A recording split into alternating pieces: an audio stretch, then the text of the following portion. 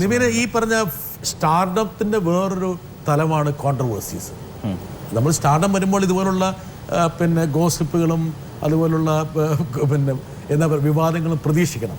അതിൽ പക്ഷേ പകച്ചു പോയിട്ട് കാര്യമുണ്ടോ? ഇല്ലല്ലോ. എക്സ്പെക്ട് ചെയ്യുന്നുണ്ടോ അങ്ങനെയുള്ള കോൺട്രവേഴ്സീസ്?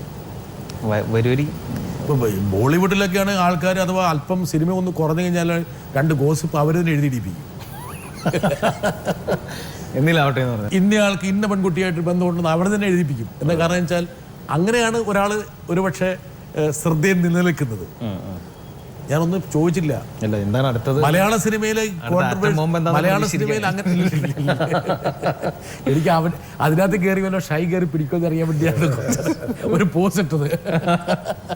പലർക്കിട്ട് പണി കൊടുത്തിട്ടുണ്ടോ നിവിൻ? ഞാൻ നിവിൻ പണി കൊടുത്ത ഒരാളെ കാണിച്ചു തരട്ടെ. കാണിച്ചത്